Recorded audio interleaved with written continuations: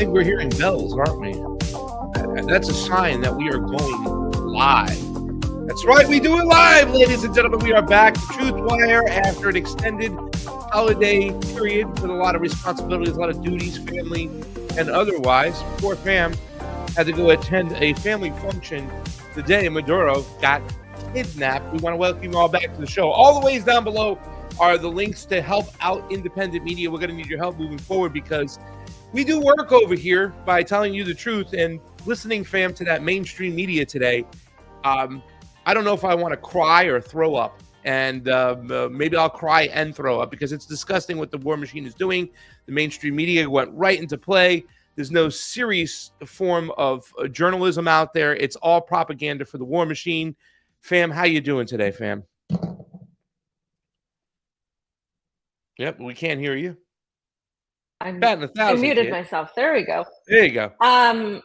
I'm so sorry to everyone. We have been extremely busy throughout December and January. I traveled. I'm actually in Lima, Peru. I had a family function to attend, and the day Maduro was completely ousted, I had to hear some people celebrate it, and it, it was just, to me, it was devastating. It reminds me of what happened in Syria.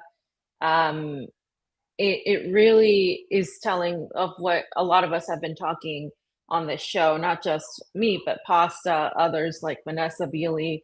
We have been saying there's a war on Latin America. There's a war on the resistance, the factions that are resisting U.S. hegemony, U.S. empire. And we have talked about how all of this is connected, because behind this, of course, is what is the targeting of Iran, right? What is going to be the targeting of Nicaragua and Cuba, and it's not just Venezuela. This is a war on any last bastions that are trying to stand against what the United States is doing. And of course, Marco Rubio and Donald Trump have gone out there saying that they're going to control Venezuela now. And Venezuelans are still fighting for their sovereignty. I mean, we're seeing people in the streets right now. And what I think, as devastating as this is seeing Maduro kind of like Manuel Zelaya, right, who was taken out in the middle of the night with his slippers, as Paz always says. Maduro was taken out with his wife, and it was night, and it was the middle of it was Friday into Saturday. And they picked this right as the beginning of the year. We're starting 2026, and it's been, the last 2 years have been just really depressing. I mean, we saw the fall of Syria. We've seen the genocide in Palestine and Gaza. We've seen what Israel has been doing and expanding. And it's just been depressing. And 2026 was like, hold my beer. Let's start off with the United States going after Venezuela. And one of the things that didn't surprise me, though, is the way Maduro was taken out, right? And we're going to have our guests to talk about a lot of this, but we're going to break it down too, Pasta. He was taken out in a way that was very much the modus operandi of the United States. And by that, I mean he was really taken out without a single shot being fired. He was taken out with a direct military strategic exercise. This is the way the United States is putting it, where they bombed certain important sectors of the Venezuelan military. And essentially, the only people that died were those defending Maduro, among them, of course, Cubans. And of course, Cuba has had a day of mourning because of this. And so 2 days of mourning. And what we're seeing here is, we're going to go through the various speculations that are around, the various facts, but it does seem odd to me that not a single, there was no air defense. I mean, allegedly Venezuela had air defense from Russia. There were Russian troops there. The Chinese had just gone to speak with Maduro. So I find it quite odd if they wouldn't have known this was coming. And by some accounts, we do know that Maduro did know that this was coming. Whether or not there was a deal made, that's up for discussion. I have my point of view. I want to hear Pasta's point of view. But based on the information I have, the information I'm getting, I do feel like there was some prior knowledge, at least by Russia and China, that this was happening. Because there was a rumor that the Russians were taking out their diplomats before this happened, but then they denied it. And then it was just strange that China happened to be there. There's a lot of economics and stuff that we have to discuss too, along with this, like the Strait of Hormuz, and just several other things, fam. So just your take right off the bat. Well, I do want to point out right off the bat, not that I want to pat ourselves on the back or toot our own horns, but we did say that there's going to be a pivot and a more laser beam focus on what the American empire does in regards to Latin America. We said that eventually things will wind down in Eastern Europe or West China, right? And eventually we'll see how the empire will concentrate a lot of their military might, their thuggery on Latin America.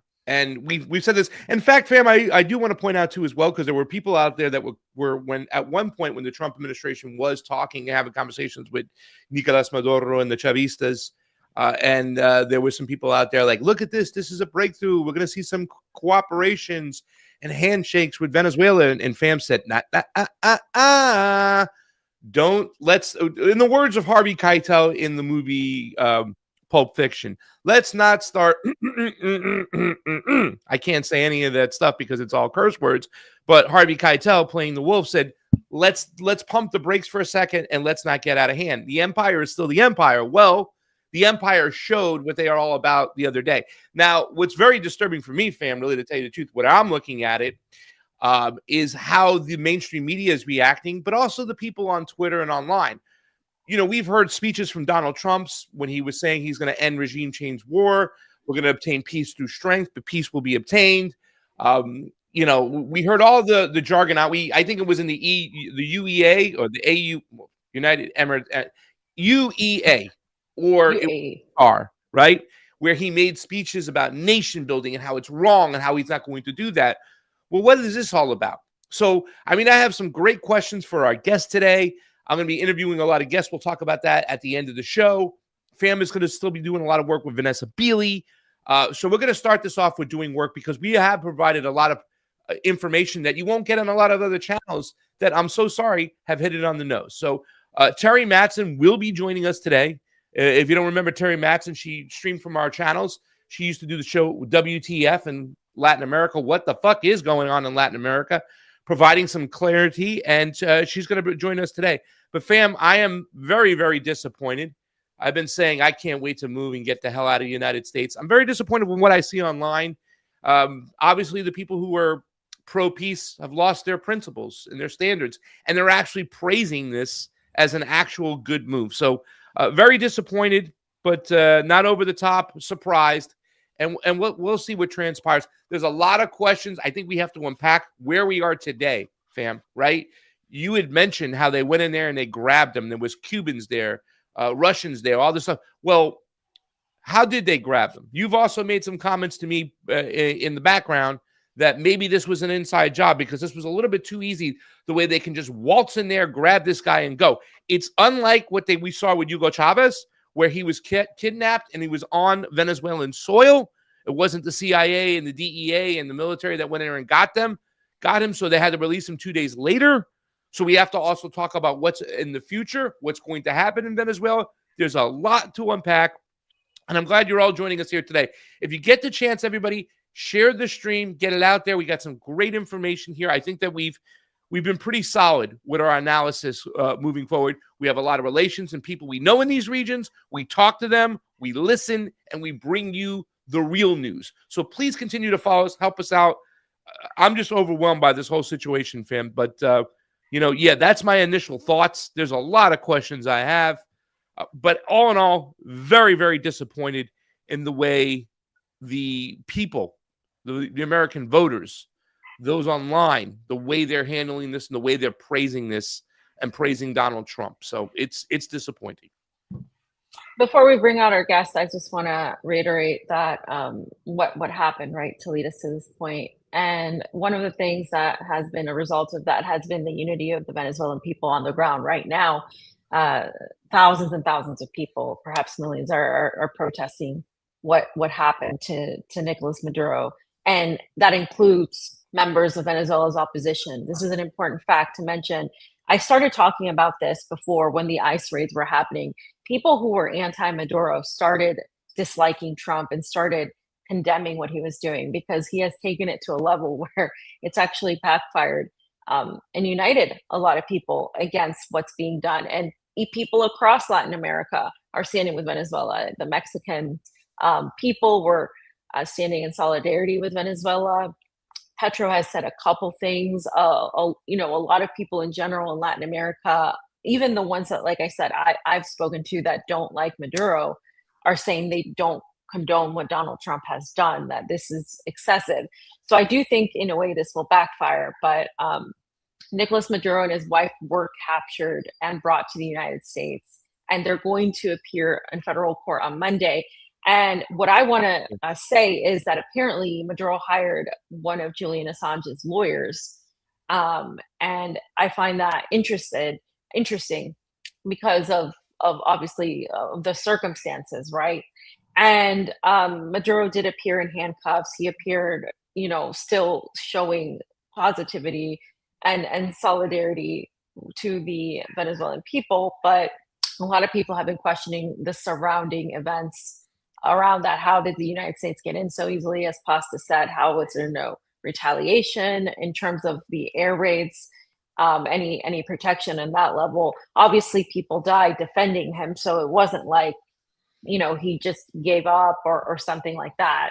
But there's a lot to be discussed. So Pasta, I'm ready to bring our guest in to start, and then we can pick it up from there after she goes. All right.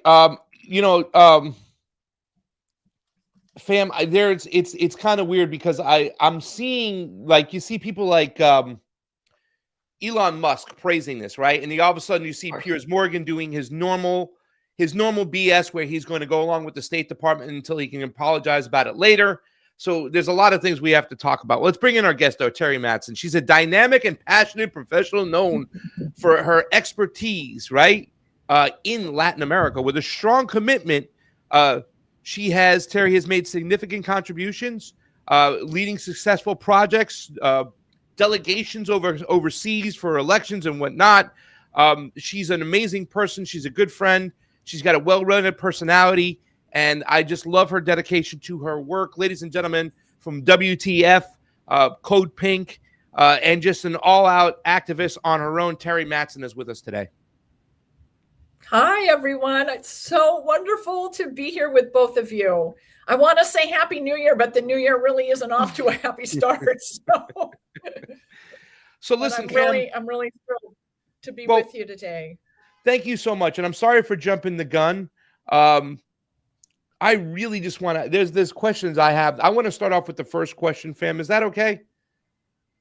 Yeah, go ahead. Okay, so my first question, and let's make Teri big on this because this is something I think we need to talk about. Was Nicolas Maduro captured or was he kidnapped? And can you provide clarity to your answer? Okay. Well, first I have to say in joining you today and in speaking with your audience, I need to be very clear about me and my work. I am speaking with all of you as an English-speaking North American white woman. And my work in Latin America has spanned 40 years, and it's principally, focused on against U.S. interventionism in the Americas, in all of its forms. And so I'm not Venezuelan. And so I think that just needs to be said as part of the conversation. I am speaking as a U.S. citizen against, U.S. intervention in all of its forms, specifically in Latin America and the Caribbean. So I just think we should be clear about that. But for me, in what I have witnessed in my lifetime since the 1960s, this was a decapitation. It was a special forces extraction, quote unquote, kidnapping, abduction. It was a professional special forces extraction event, including FBI, SEAL Team 6, and a couple other special forces units. So, it was a big operation, over 150 aircraft involved. So it was an overwhelming use and presence of force, but it was also really, I'm not sure what the right word is, interesting, disappointing, how little resistance there was.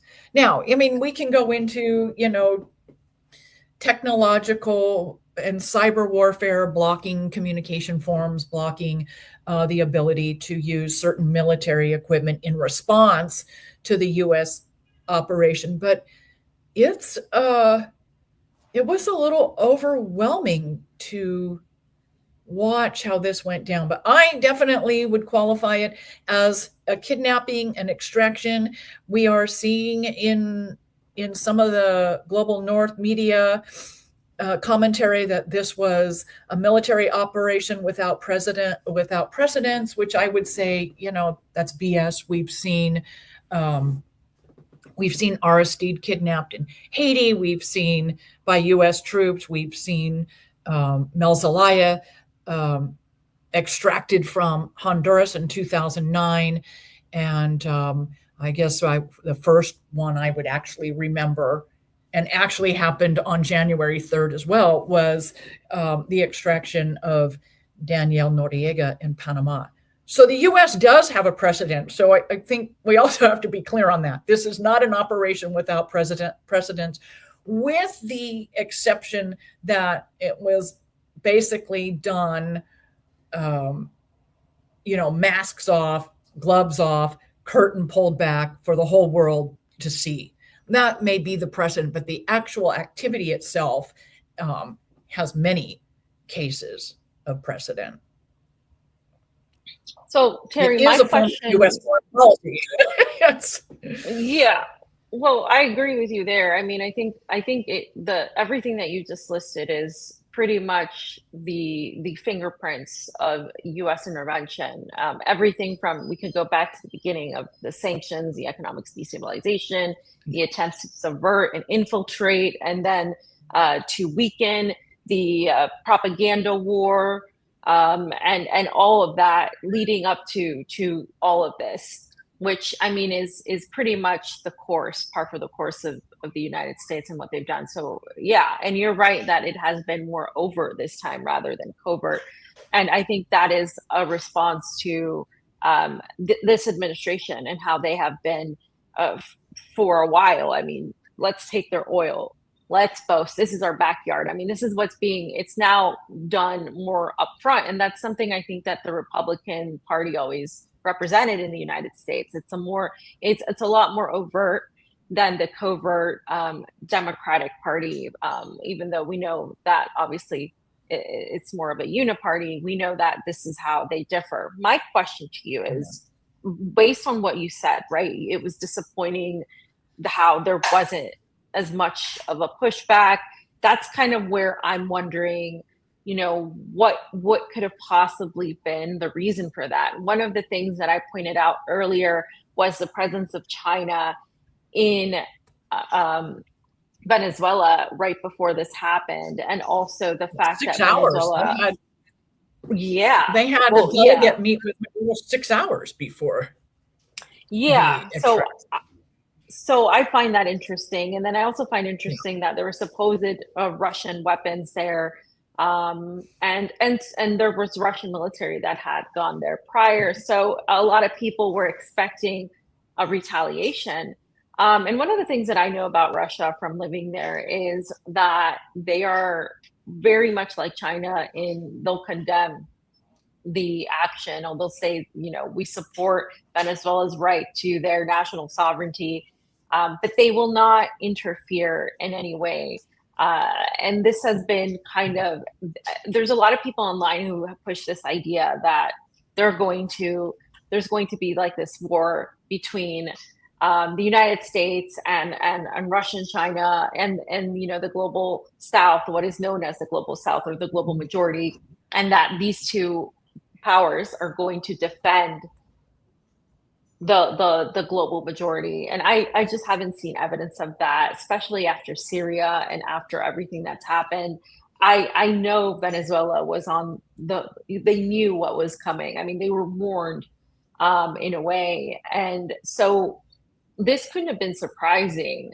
But my question to you is, what do you make of the role of China, Russia, and BRICS in all of this?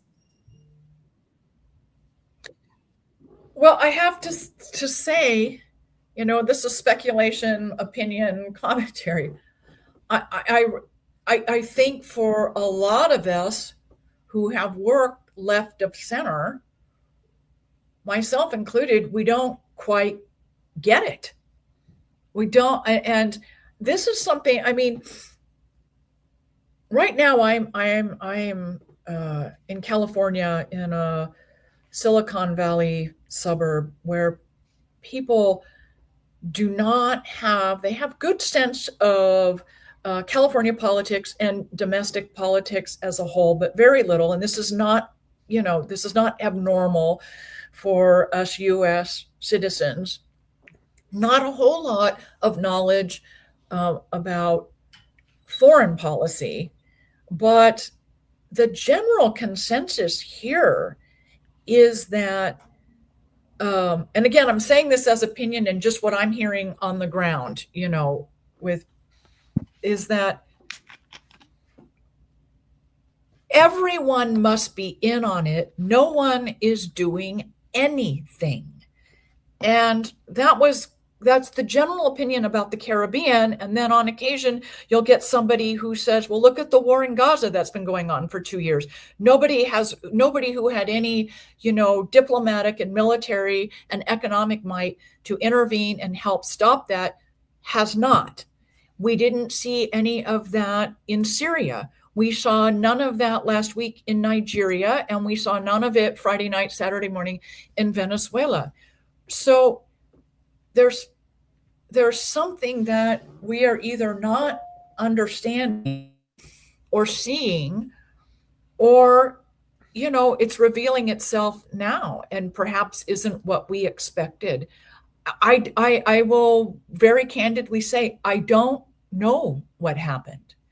And I think in general, most people would say it all seemed too easy. But I don't know the inner workings of the U.S. military. I don't know the skill set of those people and the planning. And, they're very good at what they do. I don't support U.S. military intervention. And that's been pretty much my life's political work, is against that. But yes, they're obviously very, very good at what they do. But I don't know, how they did it. It was so, I did see the video. I guess it was late Friday night for me in California, maybe 11:30 p.m.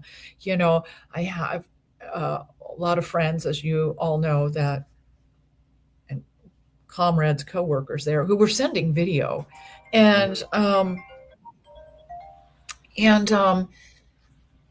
the helicopters were just flying in, flying in right over the city, not just flying in over Caracas, flying in over the most populated city. The majority of the Venezuelan population lives in Caracas. It is also the seat of the government.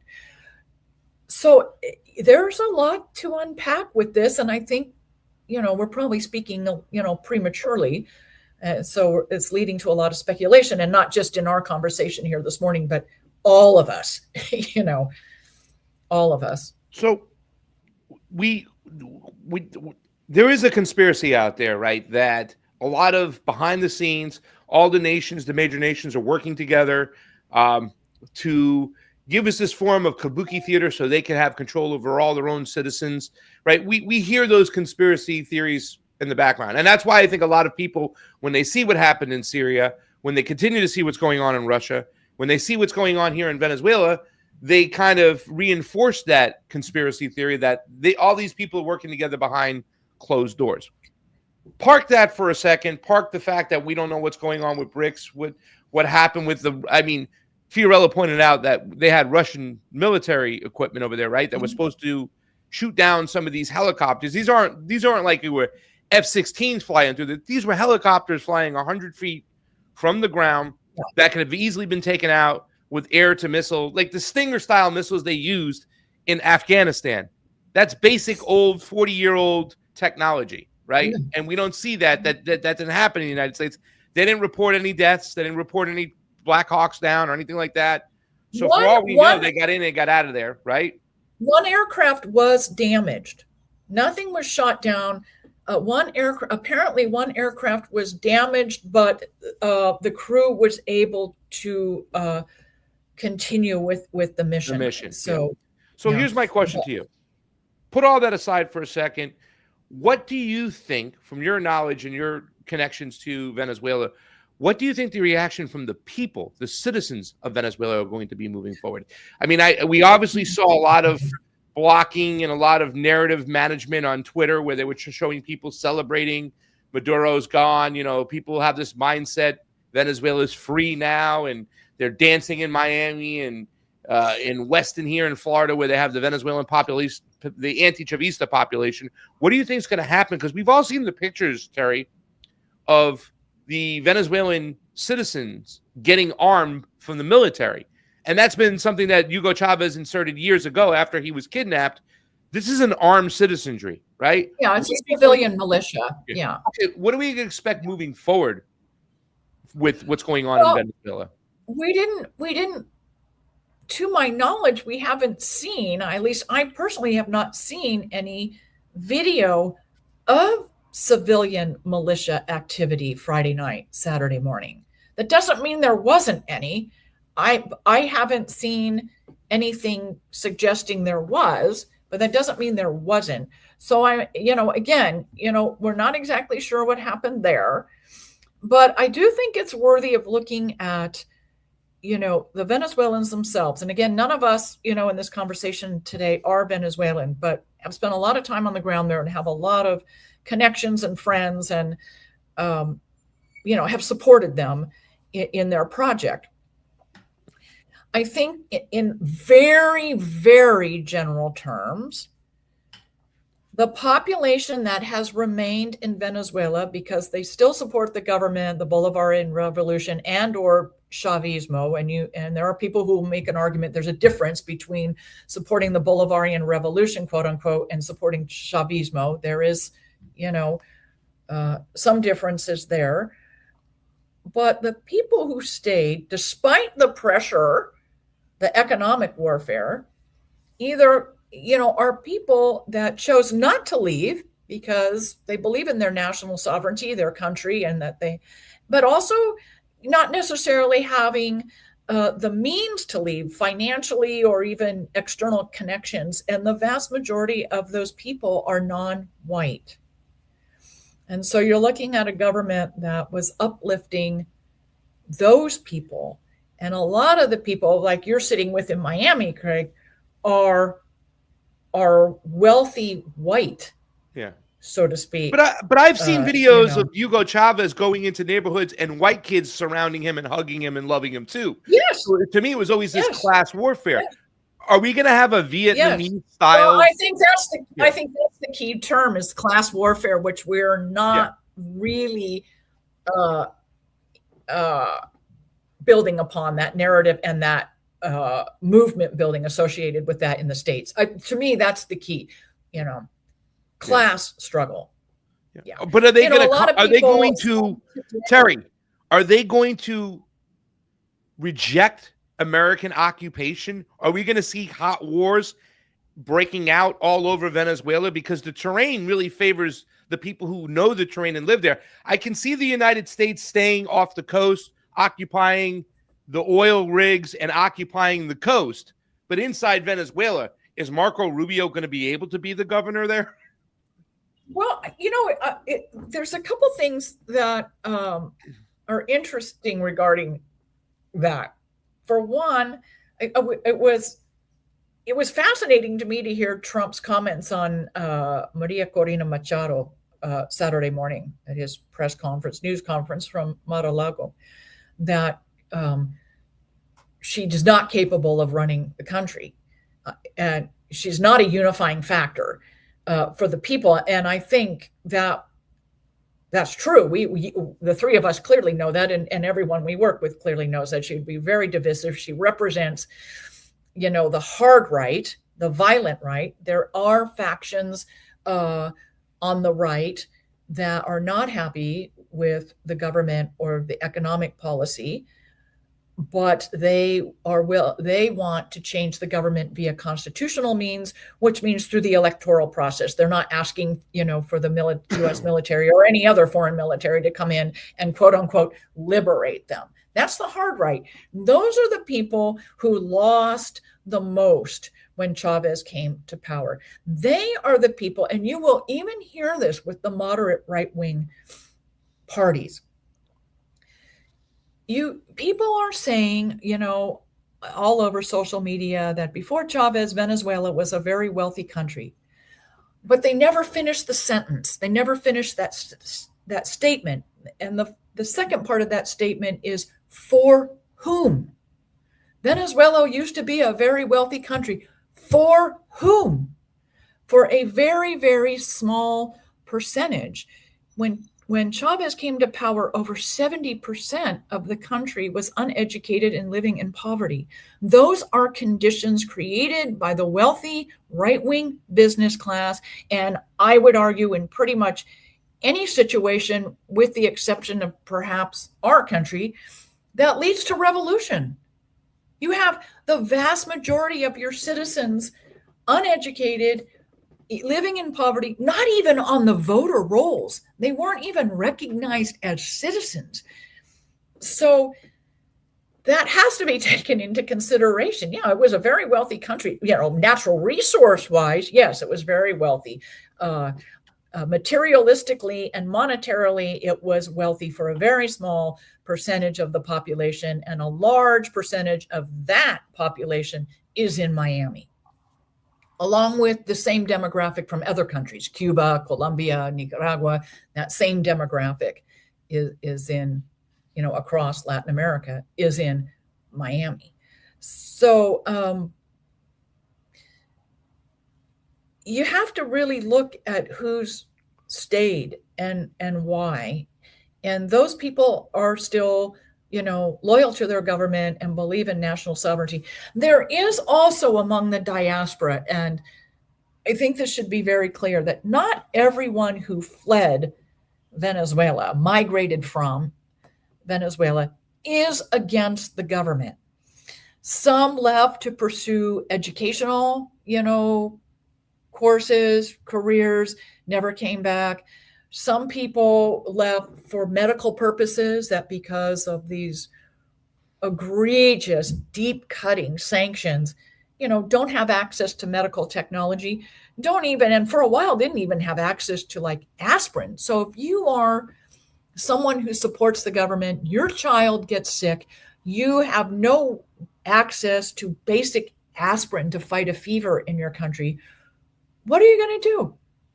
You're probably going to go to Colombia. You may go to Brazil. You may go to the Caribbean to look for, basic health supplies to keep your child healthy. That has nothing to do with being anti-Maduro, anti-Chavista, anti-Venezuela. That's a choice to save your child. And there are a lot of cases like that, and not just children, but people suffering from diabetes who had no access to insulin, and on and on and on. Well, let me say this much, Teri, before Fiorella asks her next question. If those Chavistas exist, I haven't found them in Miami yet, because every person I talk to that's in Miami is anti-Venezuelan. Sorry, fam. Go ahead. Oh, me? Oh, okay.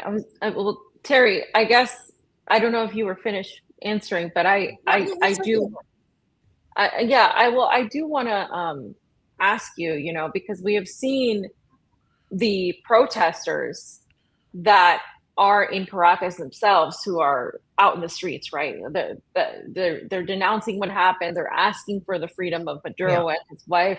And we have seen these images be blocked by Western media, by US media, and replaced with fake images of just celebrations only, or just manipulated videos.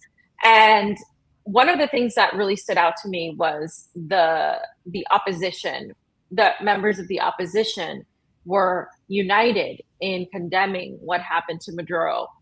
What do you think? Do you think that this terrorist attack, is what I'm going to call it, against Venezuela, do you think that united Venezuelans in Venezuela more, or do you think that it's going to cause perhaps a type of civil war within Venezuela, based on the fact that Delcy Rodriguez is now the vice president, and that Trump has said that they're going to, control Venezuela?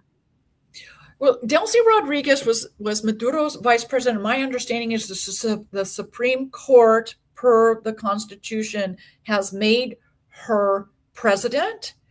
And so that is her title now. The Constitution, and any of your viewers are free to correct me on this, that I believe the Constitution requires that when there is an abrupt change in the presidency, like when Chavez died, elections are to be called within 30 days. So I don't know if that applies to this situation with her, succeeding Maduro as president. I'm not clear if it's a temporary thing that the Supreme Court has allowed until his release. Listening to Delcy, it sounds like that is her personal, feeling that she will hold the presidency until he's released. They're waiting for him to come back. So that's a whole constitutional thing to see. I will say regarding the opposition, as I mentioned earlier, there are many factions in the Venezuelan opposition.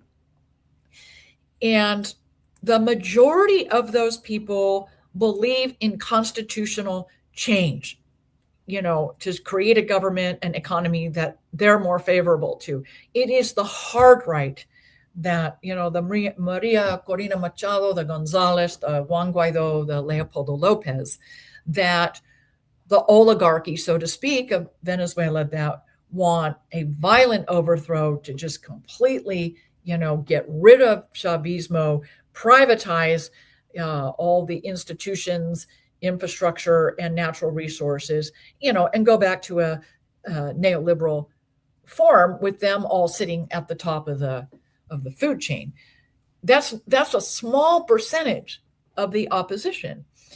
So I think, what these other factions are saying is, regardless, and I think you're also seeing this across the hemisphere and across the world, but certainly across the hemisphere with the mix of governments that have come out, statements that have come out against the activity, the operation on the terrorist attack, as you call it, that regardless of how you feel about Maduro, about the Bolivarian revolution, about Chavismo, about the management of the economy, that is all secondary to the loss of sovereignty created, inferred by, a U.S.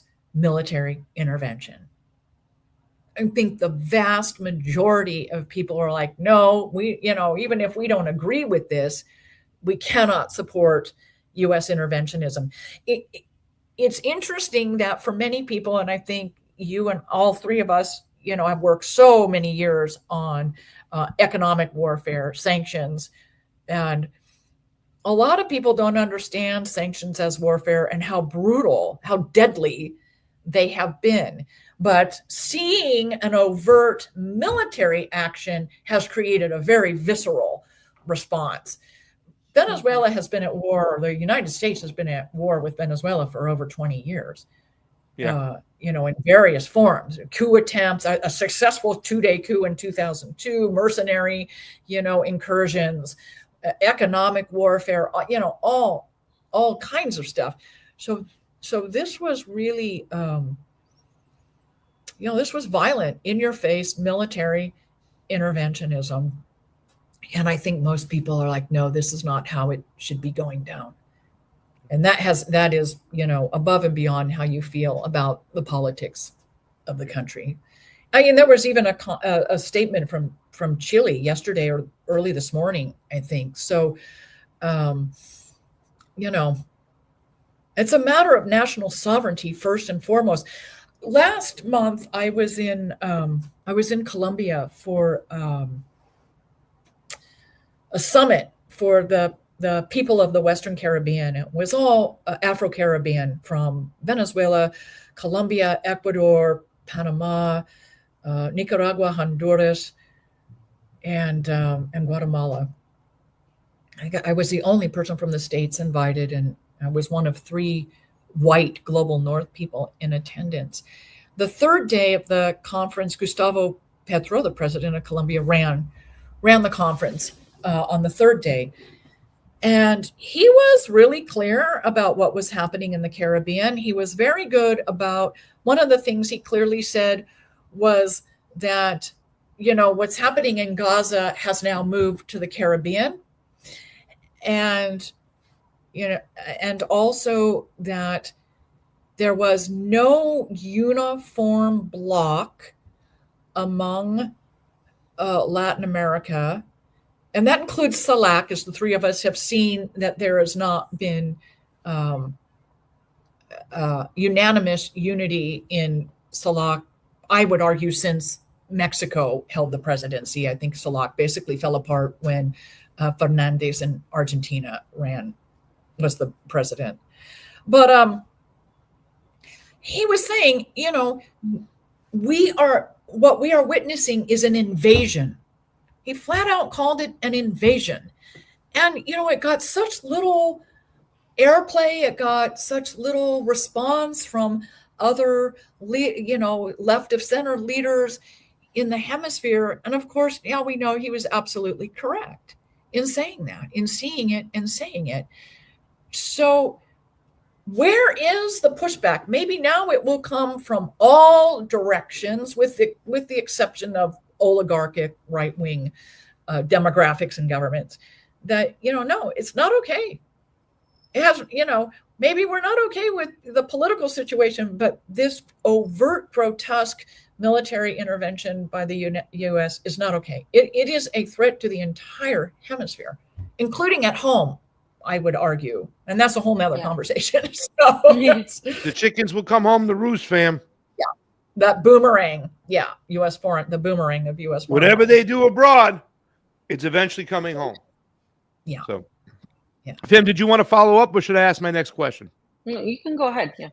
So I have a video. I answer what you wanted me to. I got it. You provide it, yeah. Yeah, all right. So I'm going to play a video of Fam's favorite senator out there, Lindsey Graham.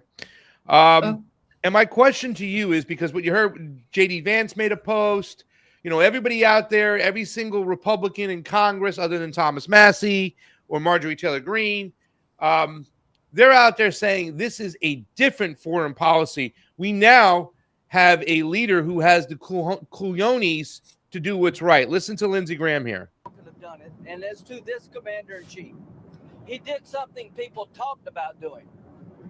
You just wait for Cuba. Cuba is a communist dictatorship that's killed priests and nuns. They've preyed on their own people. Their days are numbered. We're going to wake up one day, I hope in 26, in our backyard, we're going to have allies in these countries doing business with America, not narco-terrorist dictators killing Americans. This is a big frigging day. And everybody in the world is thinking differently than they were just a few days ago because of what you did. Could have done. Terry, well, I have to say, is this brand new? Here's the question: is this a new foreign policy where we have a leader who has the cuñoles to do what others thought about doing? Your thoughts? Look at what Teddy Roosevelt did, in Puerto Rico. I mean, 1898 is a great year for everybody to go back and study. I mean, because it really started then. I would even argue even way before then. Thomas Jefferson wanted, Cuba as part of the United States. That's how far back it goes. So hemispheric control, but really a hemisphere absent of Russia and Spain, who were very active on the west coast of the Americas before those states became, before 1848, I would argue. But the Brits, the Dutch, and other Western European powers were allowed to stay in the Americas, and some are still there, very small presence, but still in the Americas along with the U.S. It was the Russians and the Spaniards that were originally wanted out, and of course now it's Russia again, it's China, it's Iran, and other foreign presences as well. The one thing Lindsey Graham did say that I agree with is the whole world knows now. The whole world knows now, and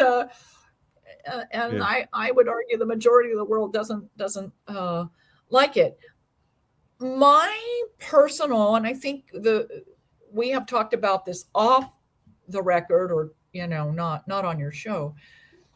the Monroe Doctrine is not new. It's from 1823. Simon Bolivar knew that it was a threat to the entire hemisphere and spoke about it. I think the failure to create Gran Colombia, has really unfolded in a very awful way for people south of the U.S. border. But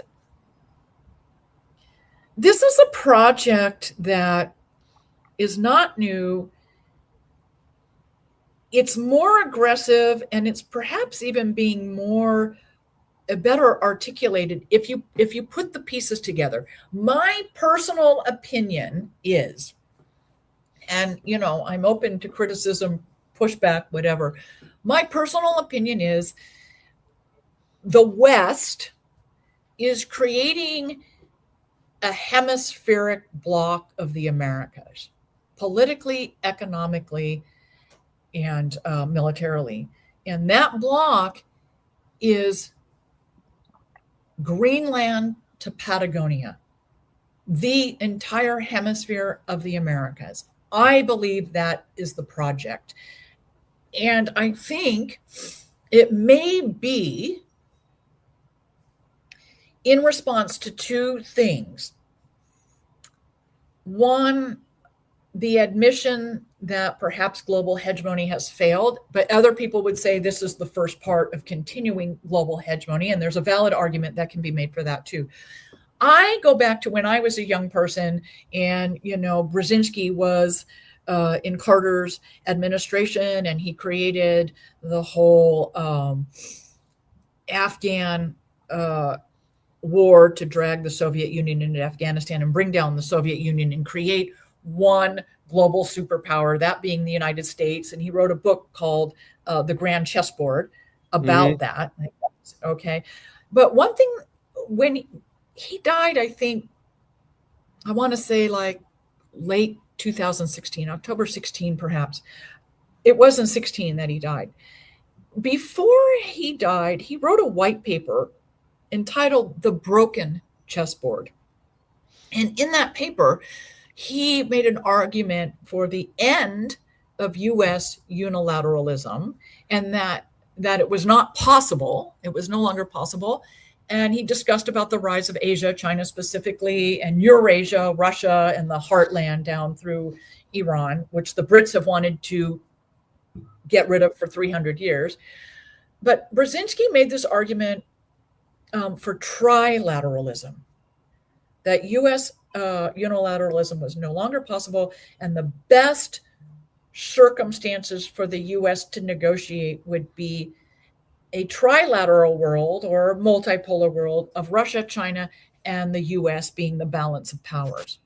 So that was from 16, and I clearly remember reading that, and I think you could possibly make an argument that may be what is playing out now, especially since we have heard so little from Russia and China.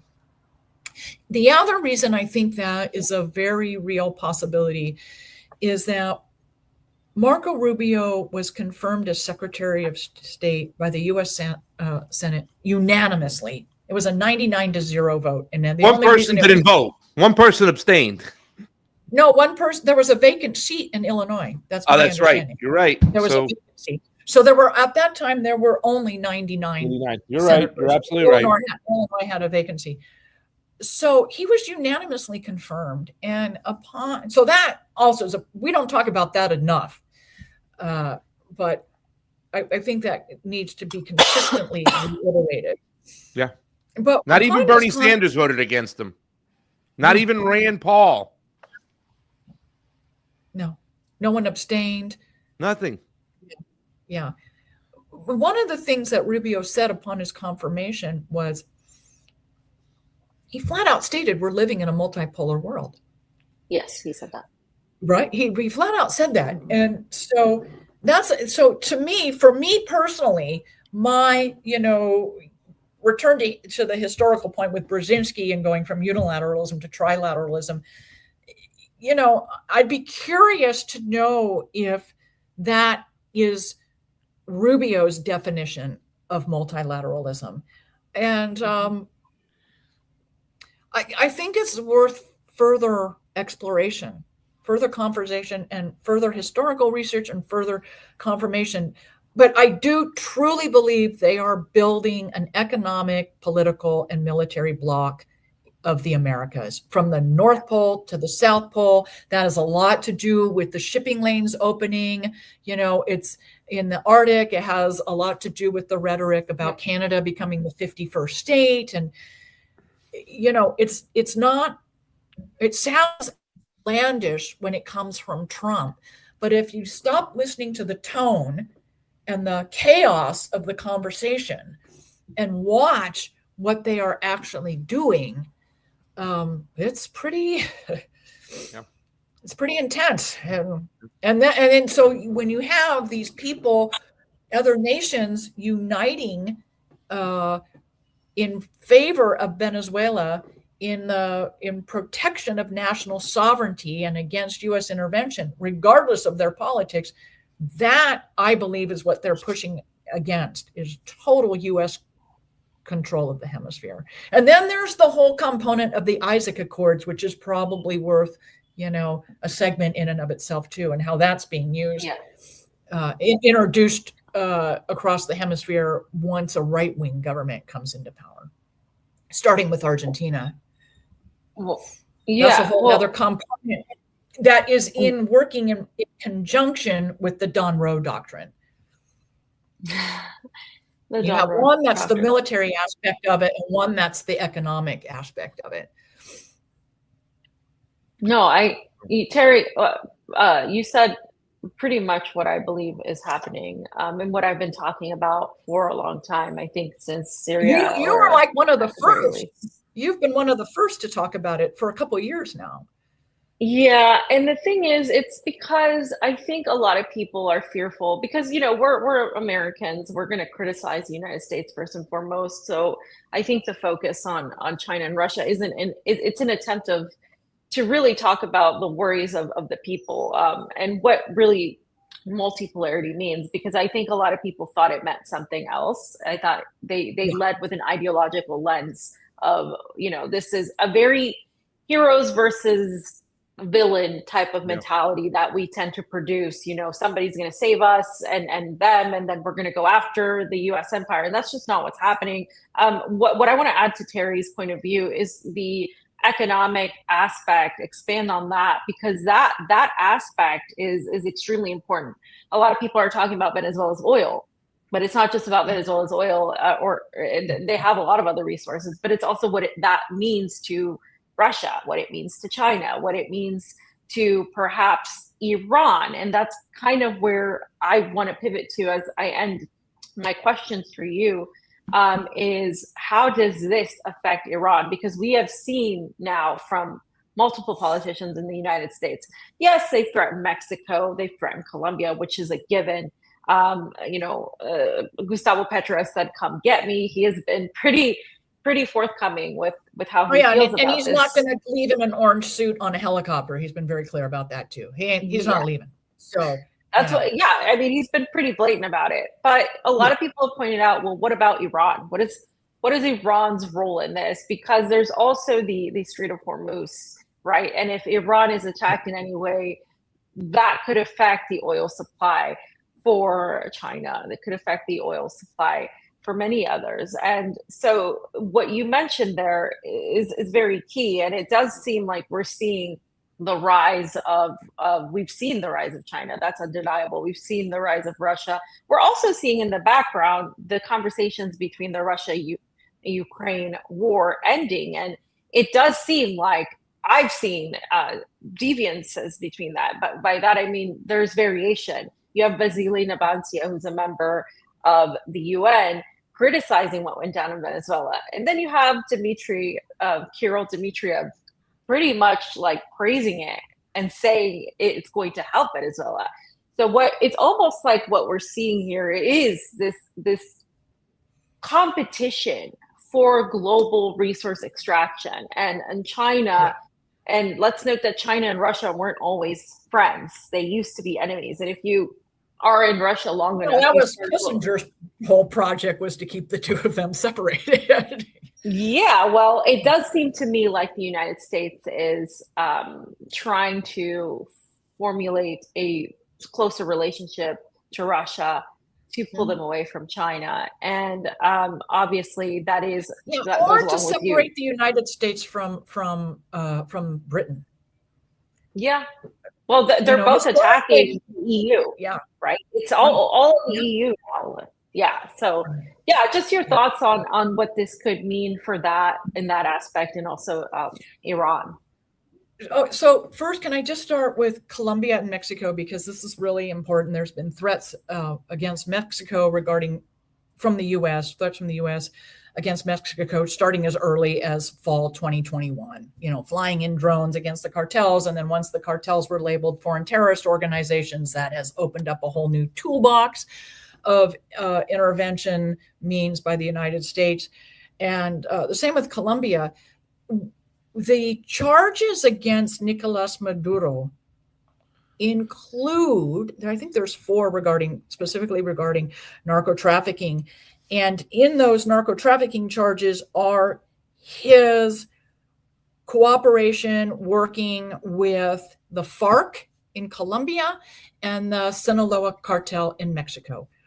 The target, it's on those 2 countries. It's right in, the court documents, the charges.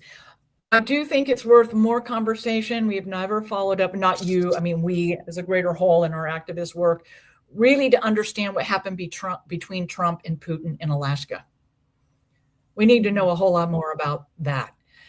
Regarding the oil, and I think I agree in part that it is very possible that creating this hemispheric block is one about being regionally energy independent. And also, if it is about returning to Iran, yes, there will be a major energy source there to sustain the war, or at least keep the countries of the Americas functioning for the civilians and for the economy. It is a different type of oil. It's dark, heavy crude, Brent crude is what it's called.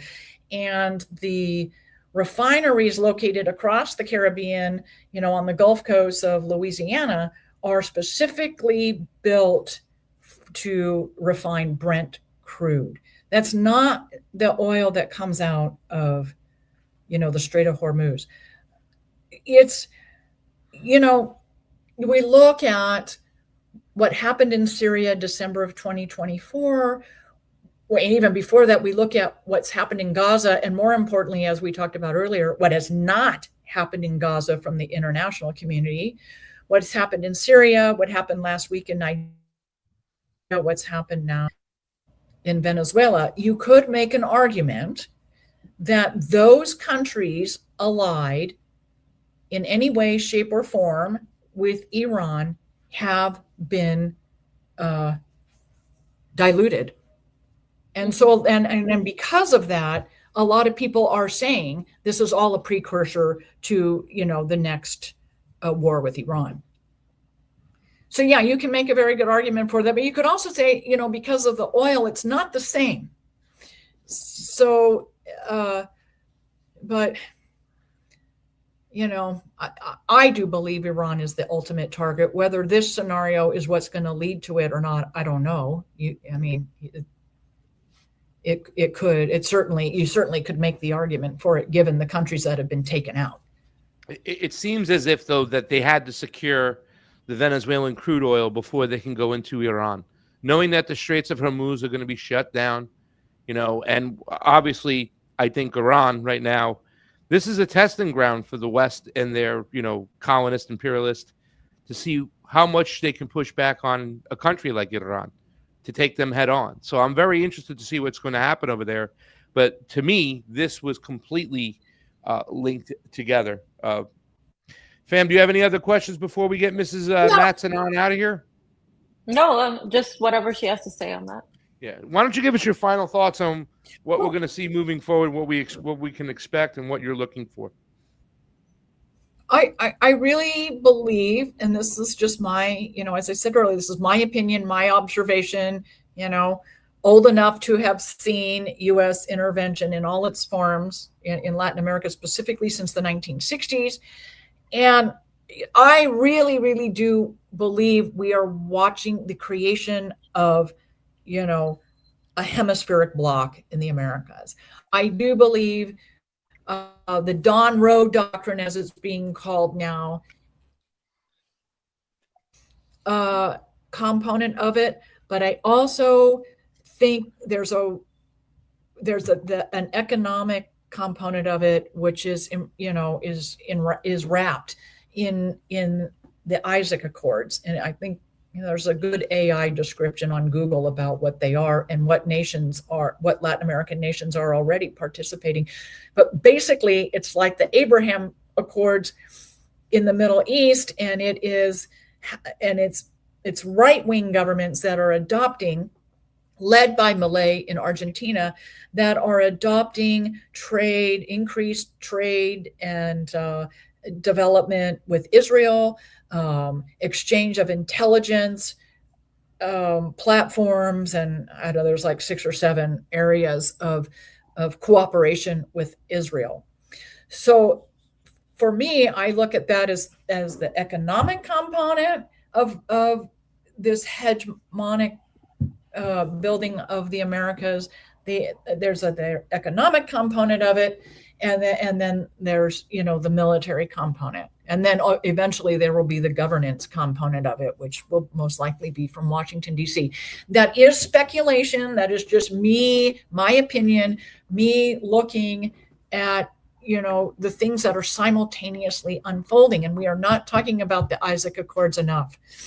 What they are. It now involves Argentina, Bolivia, since that went right. It involves Panama, Uruguay, Costa Rica, I believe. You probably know more about that, Fiorella. You're sitting in Peru right now, I think. So you probably know more about those accords than any of us.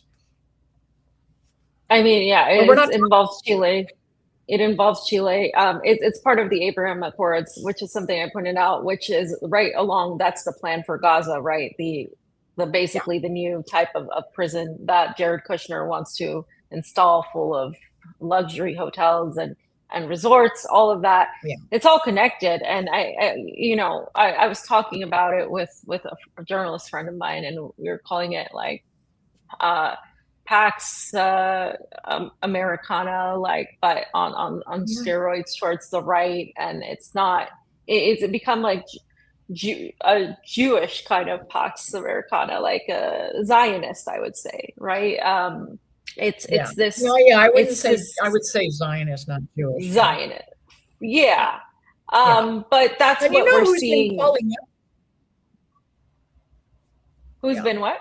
We're also seeing, the first person to really call out the Zionist activity in the Americas was Gustavo Petro. And he is also very aware that those countries, not just in the Americas, but across the globe, that are pro-Palestine, and being pro-Palestine is not necessarily anti-Israel, as it is framed in the United States, that that this project is going after the pro-Palestine governments. And what it seems like. He's probably not wrong, but I don't think that's the complete picture either.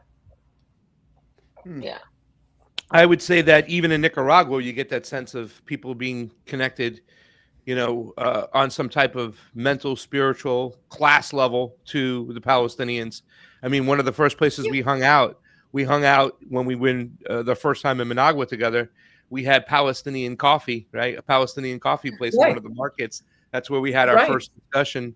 And that's true. Now I remember clearly. Now you remember it, right? Palestinian coffee with Teri Matson. She's here inside Huembes, the Mercado Huembes. Yeah. Yes, that's where we hung out the first time, Teri. Thank you so much for coming on. We appreciate all your knowledge, and we look forward to seeing you again. We love you, sweetheart. Thank you for the invitation. Love you Our guys pleasure. too. Okay, all right, be well. Bye, Teri. Bye. Teri Talk to you Matson, soon. everybody. WTF code pink. Go check her out. We love her. Fam, you want to roll through some of the stuff we have and just kind of on stick on this topic because we have tweets, we have videos, we have a what do you lot. want to do? Yeah. So let's just go to the beginning. I'll roll through some of the initial stuff. We already went through what happened. Let's go to the second one, the tweet, Jayme, where we see. We're just going to describe where we're seeing Maduro shoved into a van, physically taken by the United States. When these images came out, and I'll talk as you show it, Jayme. When these images came out, I was just like, it was again, and the reason I'm repeating it is because it's devastating to see a country that has survived and withstood U.S. hegemony, U.S. sanctions, attempted assassinations for years. Because as Teri just said, right, this was a war that's been going on for decades against Venezuela. Yeah, they've been trying to get it back ever since the Chavista Revolution. Teri had pointed out 70% of the nation was uneducated, poor. The class divide was ridiculous between the rich and the poor. Those people who did have money, they ended up in Miami, right? When not, they got thrown out of the country or they left the country. The bourgeoisie still exists down there in Caracas, but yes, it is kind of a shame. They've been trying to get it back for a long time, but we had pointed out several years ago, that when Donald Trump gets in office, he's going to pay attention a lot more, direct a lot of his attention and energy to Latin America. So it is coming. So am I surprised that it fell that quickly? Yes, but also not too surprised that the United States apparatus was going to go directly after it. So and because the next tweet, because it happened in Syria, nothing surprises me, because that was taken in a matter of days, and again another nation that resisted for decades, right? And people were like, wow, this is how could this happen so quickly? Well, this involves coordination, as Teri said. This is these people are good at what they do. I mean, there's no admiration other than the recognition that the intelligence apparatus, the military intelligence apparatus of the United States is good at what they do. And they know how to come in and really manipulate things. I've been saying for a long time now that we are infiltrated in the movements, among the activists, among the journalists, you're going to have infiltrators. And today, Nicolas Maduro's son said that we will know, the time will reveal who the traitors are. And that's a question that a lot of you are asking in the chat was Delcy Rodriguez the traitor? Who was the traitor? Who betrayed Maduro? But there was a rumor that was going out that there was a CIA infiltration of Maduro's closest circle, which is one of the ways that I outlined could happen, where they would take out Maduro, because Maduro was so well protected that only through some sort of infiltration could you take him out. And I think the next tweet was the bombs dropping. When you see these bombs dropping, it obviously was of course, breaking international law doesn't matter. There is no international law. The UN isn't going to do anything. Nobody's going to do anything. Here's the thing: after Palestine, after what's happened in Gaza, what's next, right? We said that. If we don't stop this, then everything's a free for all. So now the US doesn't need to be covert about what they're doing, because Israel literally did it in front of us, literally genocided what I think is ultimately millions of Palestinians, probably close to half the population. And what did the majority of the world do? The people who had the power, they did absolutely nothing but condemn it and sit around. So when this is happening and it's military targets, that the United States can get away with it, because we're talking about strategic military targets. They can say, oh, we came in and we took out Maduro, we took out the military that we wanted, the military targets that we needed to take out, and we did it. And so it's lawful because Maduro is a narco dictator. And so that's fine. We're able to do that. No other Venezuelans got hurt besides the 80 people that were killed. So for the US to be successful, they have to frame it as an operation of sorts, when we know it wasn't. But what I want to highlight from this is the fact that all of these people, especially Paso among the right around MAGA, they complain about the border constantly. They complain about migration issues. This is exactly what causes massive immigration. I don't want to hear it anymore from these people. I don't want to hear it ever again. This is exactly what causes it. What led to the mass migration of people from Honduras and Central America after 2009 with the real narco dictator, okay, Juan Orlando Hernandez, that took over. That led to a massive migration of people that during Trump's first administration they were complaining about. That's what led to it. And here we are again during Trump's second administration, and we're seeing Venezuela being bombed. We're seeing the country destabilized because no matter what, this destabilizes the current government, whether Delcy Rodriguez, she's now the interim president because she was the vice president, whether Venezuela has new elections or not. I heard they might not because this doesn't qualify, but I'm not entirely sure. And so whatever happens, you're seeing a destabilization and a disrespect for national sovereignty of a country. This sets yet another, it's like yet another steep climb on the ladder of U.S. war crimes. And now what we're going to see are the repercussions of that beyond. And I think this is a point that we need to point out to our followers and those who watch us who may not be, on the left. This is exactly what leads to endless migration. This is exactly why people go to the United States, because we bomb their countries, we coup their leaders, we sanction them to death, and then they get out, they have nowhere to go, and then they come to the United States, and then you punish them for it after you're cheering that Donald Trump went and took out their sitting president. Do you know how many awful presidents we've had, whether it's Obama, whether it's Clinton, Biden, Trump, whoever was the last president you didn't like? How many things have they done that we haven't supported? Has anyone come in here in the middle of the night and taking them out or coup them or bombed us? No, because that would never happen, right? And it's that arrogance that can't happen to us that I think will ultimately catch up to us. And ultimately, as Pasta said, the chickens will come home to roost, and we will be on the receiving end of the bombs, because that time is coming. I mean, there's only so long that you can defend this. Yeah. If your government can do this to Venezuela, you best believe they would more easily be able to do it to you. By the way, really quickly, a special guest out there, a special watcher of the show. I just want to send some love. And fam, everything you said there, ditto, right? This is what we talk about, the cause of migration. But Natalie Triumphs is in the chat, and I just want to promote some of her books. Silent Deathfall and Reset were sent to us, fam. I got copies for you. I got many books for you from Natalie Triumphs right now. Friendly Brilliant, thank you so much. I texted you that I wanted to thank you on film for all your support. Guys, if you want to support the show, all the links are down below. We're going to do a lot of work over here. We do work. That's what we do over here.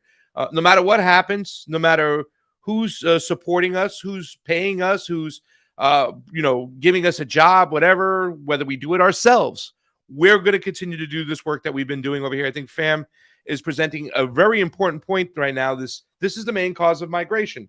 Now, fam, most people will say out there, a lot of the Trump people that you don't want to hear from, they'll say, you're wrong, fam. We didn't bomb Venezuela. We didn't invade or attack Venezuela. We liberated Venezuela. That's what they're going to say. And they're going to use all their stenographers in the mainstream media. Like I said, I didn't know if I want to throw up or gag or pass out or whatever. It's just the level in which they're having conversations. There's nothing objective whatsoever about what's going on in that mainstream media. They are the enemy of the people because they are providing cover. They are providing information, propaganda for people to get their confirmation bias. Because unfortunately, just like Barack Obama, when it comes to Donald Trump, fam, people will support him no matter what. So I think what you hit was point on. And let's get to the next point. But thank you to Friendly Brilliant for sending us some books and a small donation. As always, we love you, sweetheart. Thank you. So next clip for guys, Fam. Yeah, next clip. Nobody's going to liberate us. We have to liberate ourselves. Yeah. But it's up to the it's up to the American people to realize that and be ready for that. I mean, it all goes back to timing. People have to be ready. As Teri said, in any other major country, when things like this have happened, when there's, oligarchies and all of that, there's been a revolution. We saw it at the Russian Revolution. We've seen it throughout Latin America. In the United States, we are too comfortable still, but things are getting worse every day. I just came back not too long ago from that. And it's not good. It doesn't make me feel good to say that. But as long as they can keep people distracted enough,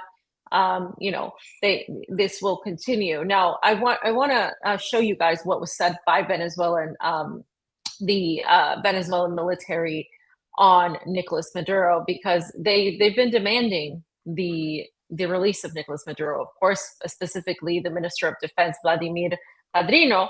And they also called on the world to reject U.S. aggression, and the world has been actually rejecting. We've even seen some Democrats reject this, of course, for political expedience, but nonetheless, they have done that. So let's hear what they said. I'll translate as we play it, Jayme. January the 3rd, after it's already in cold-blooded a great part of his security team, soldiers, men and women, and citizens that were innocent.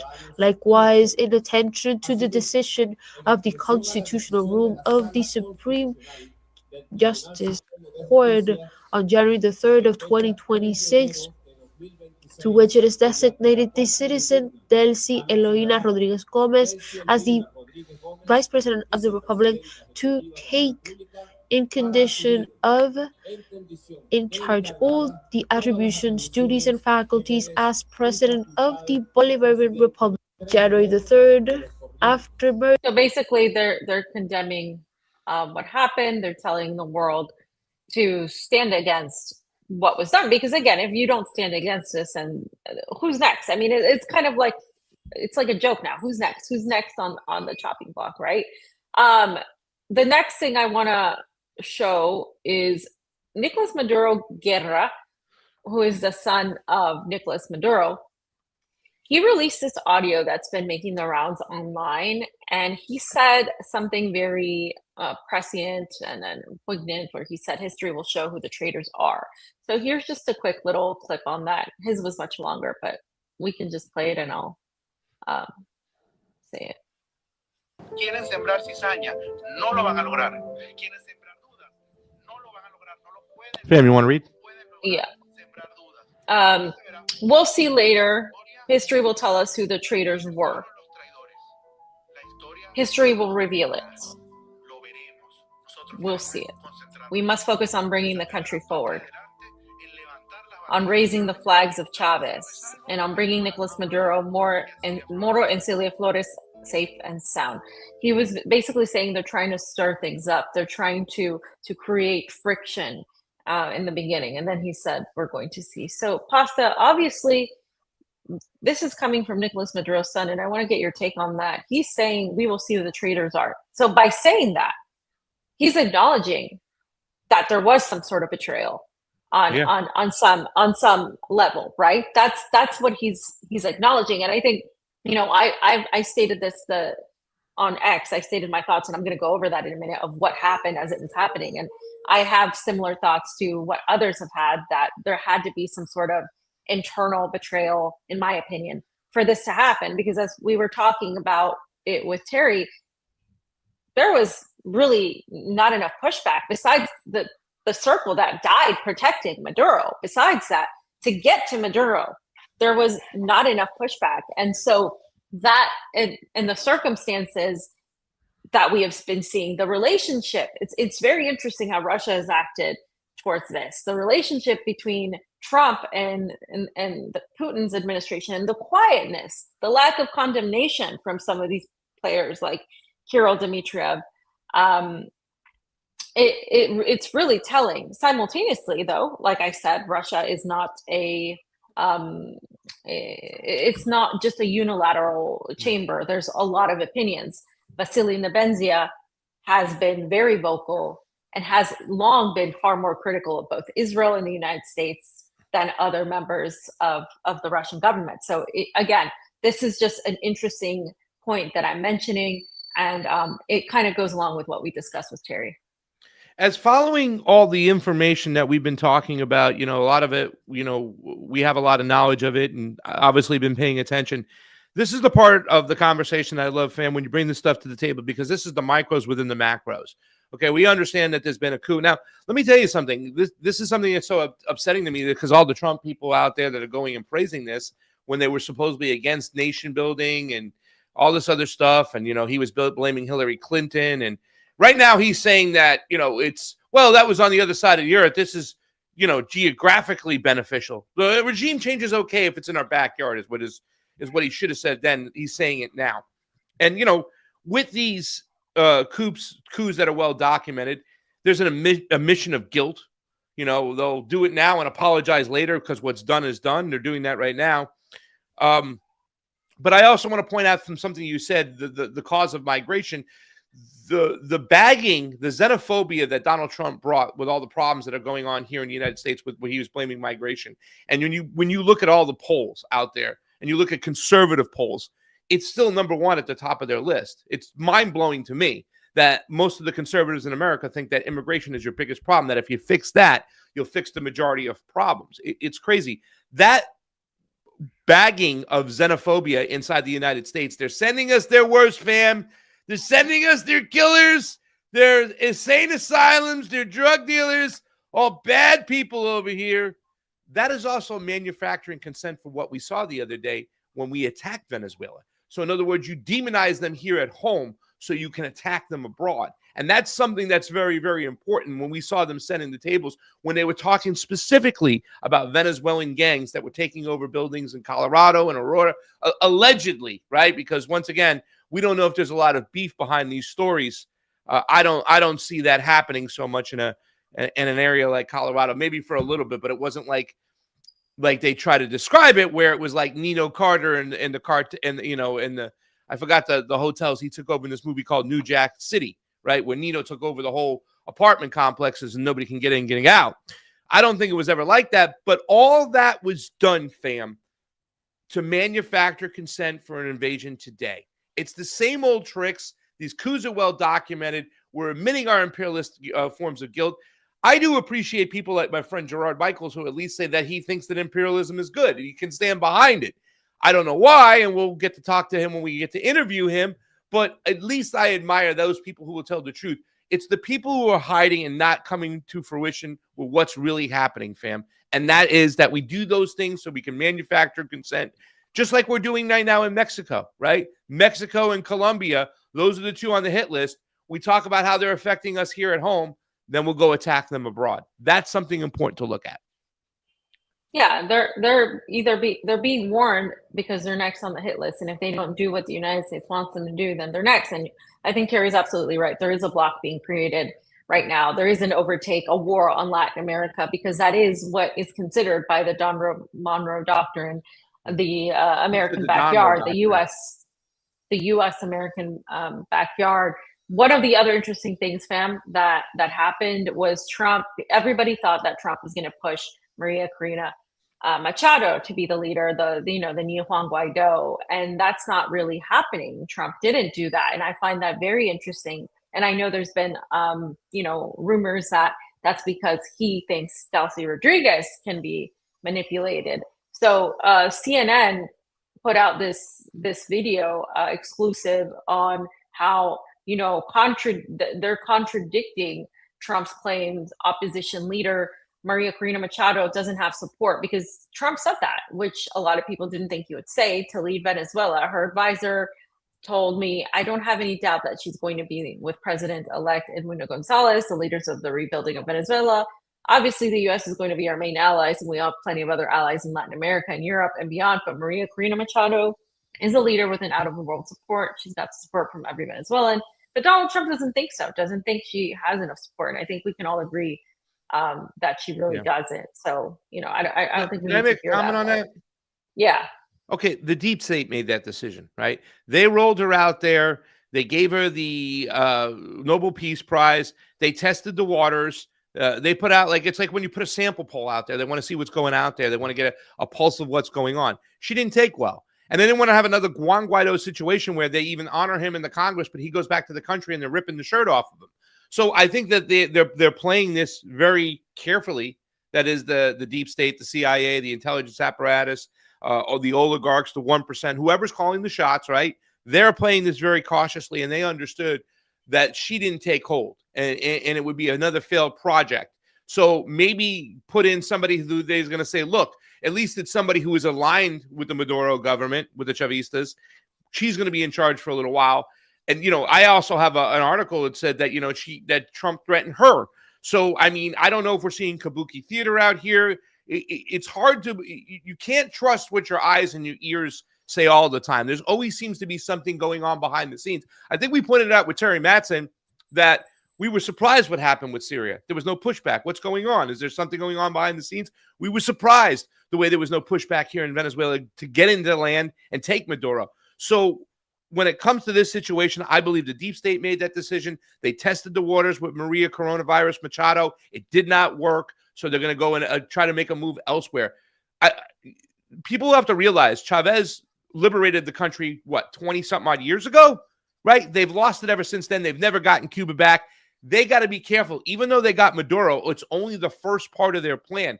They got Venezuela now. How do they hold on to it? That's the next part. You don't want to make a decision where it's going to it's going to really ignite the people there that they're going to start, protesting like crazy.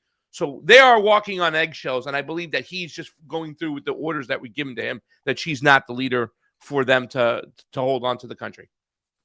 Yeah, and I think I would say they got Maduro, but they don't necessarily have Venezuela yet, because one of the things that Chavismo and Bolivarianismo, the Bolivarian Revolution, instituted in Venezuela and said, I haven't seen anywhere else besides Nicaragua and maybe Cuba, is this education and this knowledge and this tie to what that means. It doesn't exist in Peru and Lima in particular. It's very neoliberal. They were always neoliberal from the beginning of Simón Bolívar, before the liberation of the Latin American countries that became countries against Spain. From that moment, Lima was always willing to allow others to dictate them, to be colonized. Basically, there's a different mentality. But in Venezuela, the mentality is entirely different. The mentality is very revolutionary, and I've compared it before to a resistance type of mentality that exists across the axis of resistance in the Middle East or West Asia, that we have seen with Yemen, that we have seen, with factions in Iran and Hezbollah, and of course Palestinians. It's a very similar type of attitude. We will not be subordinated. We will not be told what to do. We will not bend the knee. We will fight. And that mentality is, I believe, also part of what they're trying to eradicate, because that mentality is in the way of their objectives and their political goals. So just wanted to say that. On Delcy Rodriguez too, fam, let's go over the statement she made. Let's just go, Jayme, to the next, the Telesur link that we have there under Delcy Rodriguez. Is this what Sherry had pointed out a while ago, by the way? We didn't even get a chance to talk to her about this. She said this a few days ago, but let's recall that Maduro has been talking about peace. He's been offering Trump peace. Venezuela has always led kind of with this diplomacy that we see from Russia and China, like peace. Why? Well, because that's their strategy. Like, they're going to lead with this. They're going to try to form some sort of diplomatic relationship, because they no longer want to be sanctioned. They want to be able to work with people. They want to be able to better their situation. But it's always been the United States, the same way, say, Hamas tried to negotiate with Israel. The problem that I have with this is the perspective, the point of view, the PR side. When you're looking at a statement like this, it looks weak for a lot of people. It looks like, why are you saying this right now? Why is this being said when Donald Trump just went in there, kidnapped your president, killed a bunch of his guards, and bombed your country? Is this the very first thing that needs to be said? And that's the emotional reaction from a lot of people. Like, why would you even say this? Which has caused people to have some doubt. However, Camilla pointed out, and others have pointed out, that Nicolas Maduro has been saying this for a long time. He has been saying similar things. But what I'm talking about is this. She basically called the U.S. government for the U.S. government to move towards a balanced and respectful international relationship between Venezuela and the countries of the region based on sovereign equality and non-interference. She said that these are the principles that guide Venezuelan diplomacy with the rest of the world, and she reaffirms its vocation for peace and peaceful coexistence. She said, our country aspires to live without external threats in an environment of respect and international cooperation. We believe that global peace is built by first ensuring the peace of each nation. And she extended an invitation to the United States to work together on a cooperative agenda oriented towards shared development within the framework of international legality and strengthening lasting community coexistence. So I think the issue that people had with this is it's like asking Nazis to have a peaceful, cooperative relationship, because that's what we're talking about here. We're talking about a country that doesn't respect sovereignty. We all know that. They know that. They know that the United States doesn't respect sovereignty. They just kidnapped Maduro. Come on, what sovereignty are they respecting? They overthrow countries all over the world. It's the same way where we've seen Hamas, like I said, bend over backwards to try to have peace with Zionist Israel. This isn't going to happen. This isn't something that's real. So why is she saying this? She knows. She's not dumb. She knows that this isn't possible. Is this just diplomacy? Is this just theater? Is this just so they can say we've tried every avenue, every course of action to maintain peace with the United States, and they've completely failed? Well, I want to hear your take on that, because a lot of people are disappointed. And I understand why they're doing it, but I also am of the thought, like, is it really necessary when you know that this is just, falling on deaf ears, so to speak? No, I mean, fam, you said why they are doing it. It's very much like what Russia does, right? They always abide by international law. Listen, we made calls for peace before we did anything to retaliate. I mean, there's also another video out there right now, which is looking online because people are sending me stuff and communicating with me, of Chavez's son saying, "Don't worry, Dad, the homeland's in good arms, in good hands. We're going to push back over here." So I think they want to make sure that all the I's are dotted and all the T's are crossed and stuff like that, and say they reached out, they asked for diplomacy, and they were pushed back into a situation where diplomacy was never an option. It was never offered to them. So therefore they have to do what they have to do. So I think that they are doing that. But once again, I don't know if we're seeing just kabuki theater, or she's just going along, or she doesn't know what to do. I don't know. It's very hard to figure everything out right now.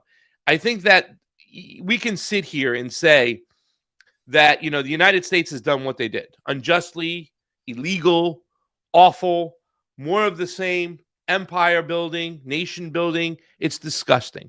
But there has to be some form of confusion and a little bit of separation from the powers that are in Venezuela that are anti-imperialist, because for so long they've been sanctioned and blockaded. So I think there are a bunch of people out there that are in Venezuela that are a little confused about what to do next. You know what I'm saying? And I'm talking about those being the anti-imperialist ones, the ones that were strong, Hugo Chavez supporters. And once again, Chavez was a military guy. Nicolas Maduro was a bus driver. You know what I'm saying? He was in touch with the people. So we saw him call for peace all the time. Like you said, fam, he was out there calling for peace, yelling about peace. But what to do at this moment, there has to be a little confusion within the government. And I'm sure that Nicolas Maduro was also probably hit an impasse about what do we do right now. He was just probably, there's nothing we can do here. What, if we attack, forget about it. They'll bomb Caracas. I don't want that to happen. You have said before, and I don't know if you've kind of made this insertion, that maybe he possibly gave himself up. You know what I'm saying? There's a lot of people say that that's a possibility, that he could have given himself up and say, hey, listen, no more bombing of the boats. I'll give myself up. Let's move on. We'll let Venezuela let the chips fall where they may, knowing that he has an armed citizenry, militias out there that are not going to just stand down and allow America to dictate every single move. But, I mean, there's a lot of confusion going on. There's a lot of questions that need to be answered. But we do have to face the fact that he was a bus driver, not a military man. And he's going to always probably resort to, dialogue first and, military second. Whereas if with Chavez, I think a lot of people were scared. Like, no. He's a military guy. We don't want to do this right now. They'll kill all the bourgeoisie in Caracas if we go too far. Those are our friends. We don't want to mess with them. I don't know. We just have to wait and see, fam. That's a good point, Pasta, about where Maduro comes from versus Chavez. There is definitely a difference. He's a lot more, I would say, he's perceived as a lot more lighthearted and sometimes critically, like, not aggressive enough by some. And that's the same type of criticism you'll see towards Putin, where Putin is too diplomatic with the United States. Versus, somebody else that would have been a lot more cutthroat with the United States and not bought into their bullshit. So I do think that is a worthy discussion. The other thing that I mentioned, fam, that we talked about with Teri was the anti-Maduro protest opposition forces that are protesting with Chavistas right now.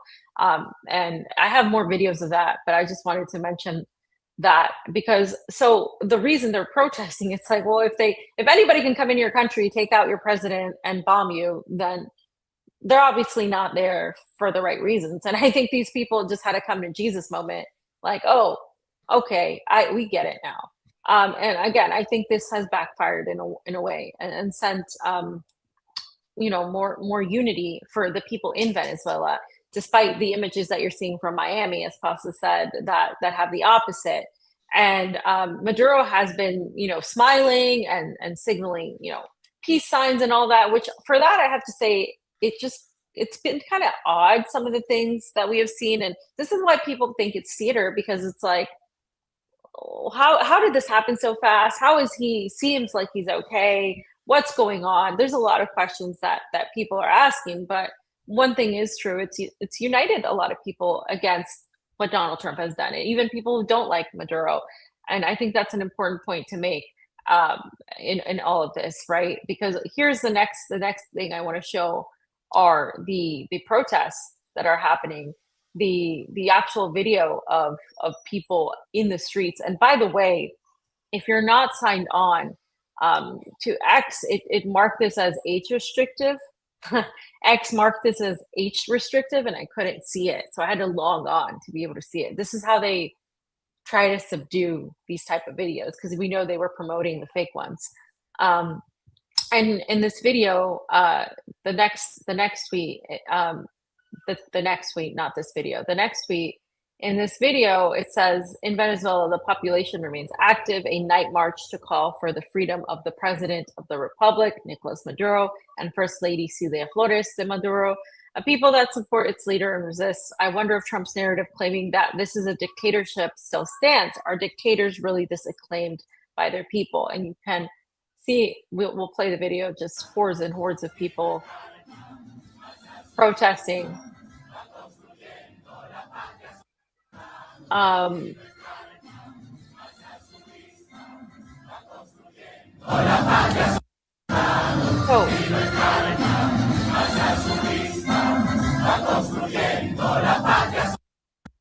Okay. Camilla posted this tweet, fam. I don't know if you saw this, where there's a gentleman, and I'm just going to read it for the sake of time. He said, where's the statement from the supposed Nobel Prize winner who speaks of peace when her country, Venezuela, has been attacked by U.S. imperialism? Where are you? Where are those countries that have remained silent in the face of the situation, this circumstance? And we have seen a lot of silence from major players, or at least not enough said. We as a people, as working men and women, demand respect first, and the second, we are in the streets. First, because we believe in democracy, just as we went out to vote on July 28th for President Nicolas Maduro, and just as all sectors of the country recognize his victory, today we demand that the U.S. government, imperialism, and all the transnational corporations that we know very well are behind this return President Nicolas Maduro to us safe and sound. So people, again, have just been not happy with the situation in Venezuela. And Gustavo Petro, right, he commented on X that the youth of Venezuela took to the streets to defend their country. And he said the entire Venezuelan, Colombian, and Latin American people must take to the streets. National sovereignty is popular sovereignty. So one of the reasons why Maduro is popular with some people is because he always talks about that. He always talks about national sovereignty. He talks about defending it. Yeah, he said some things about Maduro, like, I don't know if he's a dictator or not. I don't know how I feel about this. And it makes people very angry, and I get it. But, he's not Maduro. He's not this type of revolutionary. But at the very least, he is calling for people to defend that. And again, he's put a huge target on his back because of it. Yeah. Fam, I know we are limited on time before we get out of here, but I do want to point out you have like a hard out in 5 minutes, right? Or 10 minutes? Yeah, 10 minutes. So let's really quickly, I do want to point this out because I think it's, and it's kind of leading into things, because there are people who are saying in the chat right now, it's not Donald Trump making these decisions. It's the ruling class. One of my questions to my guests that are going to be coming up, and after we say goodbye, I'll show the thumbnails for the upcoming shows. One of the questions I have is Donald Trump a nationalist serving the people, Americans, or is he a globalist serving the ruling class? Well, this is Nat Rothschild, one of the Rothschilds. 9.2 million views, fam. Well done, Donald J. Trump. Venezuela libre, right? Venezuela libre. I mean, who is Donald Trump serving? And this is everything that the Trumpers were supposed to be against. They were not going to, they didn't want the technocrats and the ruling class. Just like we had thought Obama was an outsider, people thought that Donald Trump was an outsider. He's not. Here are the Rothschilds telling you who is calling the shots. Well done, Donald J. Trump from the Rothschilds. Your thought on that, fam? Yeah, I mean, I think it's been pretty clear that Donald Trump basically pulled one twice for a lot of people, because he's clearly has the most Zionist administration we've seen. His administration is full of also all the Palantir, all the Silicon Valley, oligarchs. And what we're seeing is a move towards a fascistic neo-feudal existence. And again, this is the globalist type of mindset.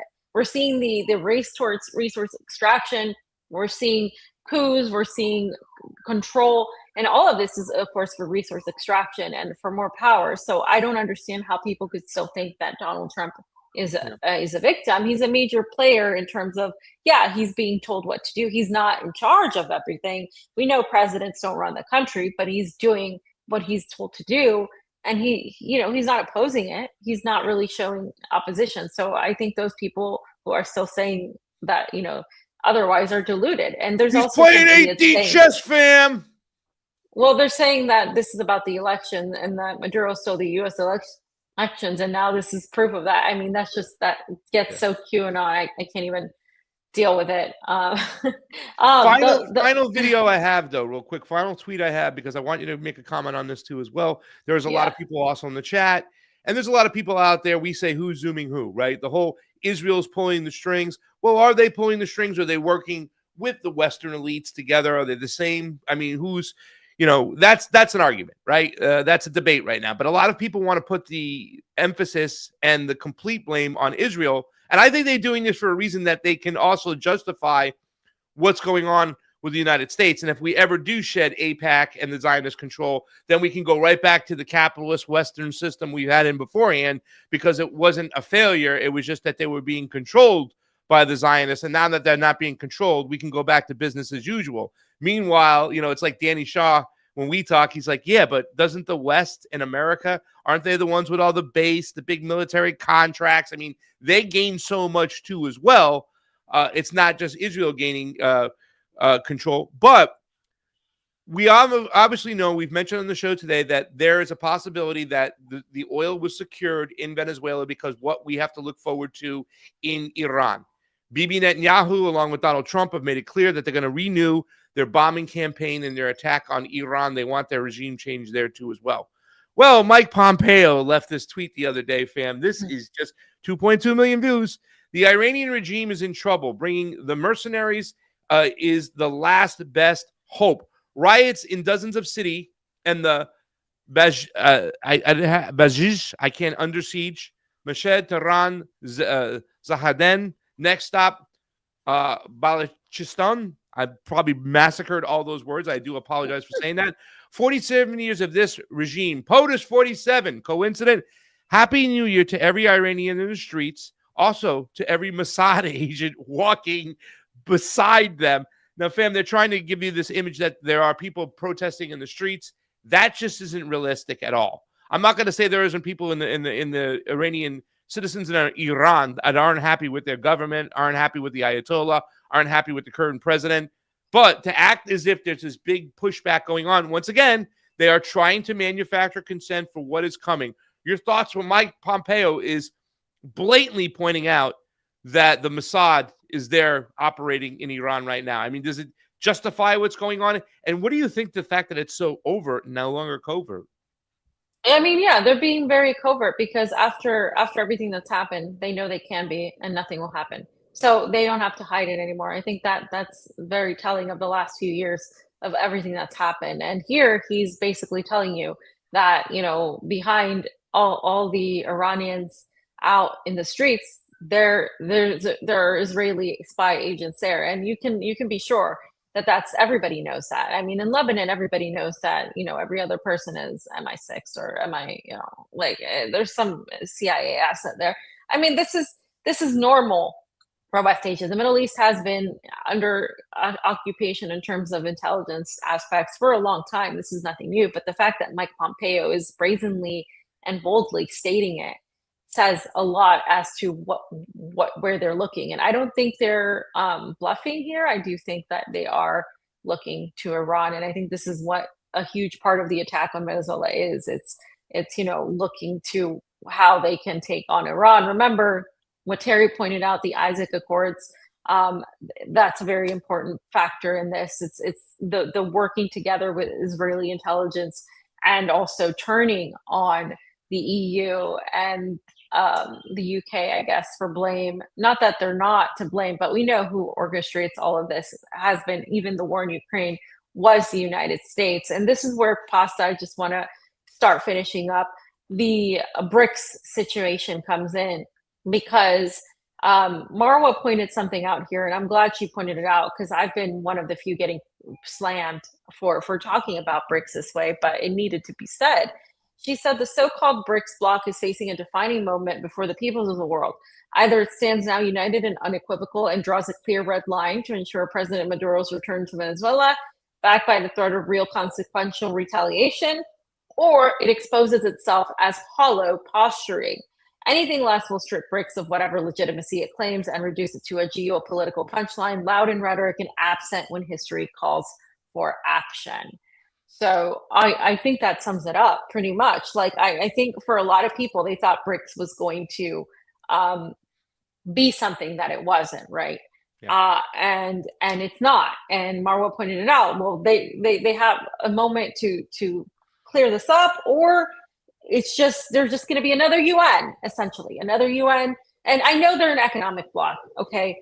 But if they're an economic bloc and they're not defending their economy, or maybe they are defending it in a different way in terms of China and Russia, right? But then what about everybody else? And it becomes yet another type of, oh, well, if you are powerful enough to have a seat at the table, then you matter. But if not, you're expendable. So it's not the equity that people thought would happen. Jayme, let's go to the next one real quick. I just mentioned why is China shocked? Because the Chinese spokesperson, the Ministry of Foreign Affairs for China, said they're deeply shocked by and strongly condemn the U.S. blatant use of force against a sovereign state in action against its president. This is what I'm saying, guys. Like, they condemn it, and they're shocked. Why are they shocked? They were there when it happened. They were there right before this happened. I don't believe for a second that China or Russia didn't know this was coming. Maybe they were Maduro. Maybe they pushed Maduro to make deals, saying, in the same way this happened, by the way, in Syria with Bashar al-Assad. There was a push for Assad to normalize relations with the Gulf states, Saudi Arabia, UAE, and he didn't do it. And then there was talks in Astana, and then, you know, as soon as that was over, bam, Assad was pushed out. The same way we're seeing that happen here. And I think that has a lot to do with the geopolitics behind the scenes that we're not seeing when it comes to resource extraction. And the last thing on this, I want to just go over some of my thoughts, because Teri had some of her thoughts, and I think we can skip. I don't know if I put it here. Let's see. Did I put it there? No, I think I forgot. So I want to give you guys just my thoughts. Like, I do think there was internal betrayal. I do think that that Maduro knew that this was a possibility. I think that his closest members tried to defend him, and they were killed for it, which is what we saw happen. And I think that this is truly about not just Maduro and Venezuela's oil, but about the United States building a bloc and a coalition to compete with China. And I think it's left to be seen where Russia lies on that, because they have maybe been offered something in exchange for standing back. I mean, words are empty if there's not going to be an alliance, right? If you're not going to have an alliance against the United States and what they're trying to do, then eventually, if it's just all about pragmatism, then you're not gonna do anything, and you're gonna be pretty much leaving the major players, which are Russia, China, the United States, and Iran. But Iran doesn't seem to be playing ball, so they're being taken out. So what this multipolar world to me is signaling is it's just going to be the two other powerful players, and everybody else is going to be, up for grabs. I don't know what you think about that. Guys, we want to remind you that all the ways to help the show are down in the description. Please help us out. We're going to be doing a lot of work moving forward. This Wednesday, we're going to have on Steven Sefton, who is an activist, and he is a radio DJ, an author, a journalist. He is located in Nicaragua in the Esteli region. He's going to be on to talk about what this means for Nicaragua moving forward. Me and Fam are very scared that they can be next on the list. There are reasons why they would want to topple the Daniel Ortega government. They were supposed to have an election this year, but they changed their constitution and they made it back to the normal 6-year terms. So the election is until 2027. And I would suspect that the United States government is going to use that and saying, Maduro, Daniel Ortega changed the constitution to keep himself in more power. And they're going to use that to manufacture consent, because it looks like all of Latin America is on the chopping block. Fam will also, of course, be doing work. I'm concerned about it too, Ruth. Fam is going to be doing a lot of work with Vanessa Beeley. She's got more videos going out. Please go to her YouTube channel. It's not your YouTube channel, your Rumble channel, right? And your Twitter are the ways, because they took your YouTube channel down. Substack. Go check out her Substack, Fam, if you want to leave that link in the description, or if it's not already there, please go ahead and do that. Jayme, let's start getting up some of the stuff I will be doing. Do you, Fam, you have to get out of here and I can finish on up the show so you can go? Yeah. I'm gonna, Fam, thanks for, we'll see you Wednesday. I'm gonna introduce about the interviews I got going on Tuesdays and Thursdays on the Pasta to Go channel. But great stuff today, Fam, and we'll pick it up on Wednesday. Bye. All right, so guys, starting this Tuesday, tomorrow, I have some interviews. What I've done is I've gone to the Pasta to Go channel. I've got 24 interviews planned with 12 interviewees. Each interviewer or a person who's going to be interviewed is going to do 2 shows once every other week on Tuesdays and Thursdays, and we're going to rotate that. You got everything, Jayme, or no? Okay, so this is the first one, and we're going to change the picture for Don because he told me he wants me to change the picture. Get rid of the stream down below, so you don't have to. The banner down below so we can see the whole thing on the Pasta to Go channel. And please, Jayme, if you can put the link in the chat. Tomorrow we are going to interview Don DeBar at 11:15. Then we got Colonel Karen Kwiatkowski at 12:15 and Daniel McAdams at 1:15. That's this Tuesday. Daniel is a badass. I love him. This Tuesday, and we're going to do that on the 6th and the 20th. So we'll follow up with these 3 great people over here. It's kind of awesome where we have a Marxist, a libertarian, and an ex-military person. The next one on Thursday. Got it, Jayme? Okay. On Thursday, we have a great cast as well. Thursday, the 8th and the 22nd.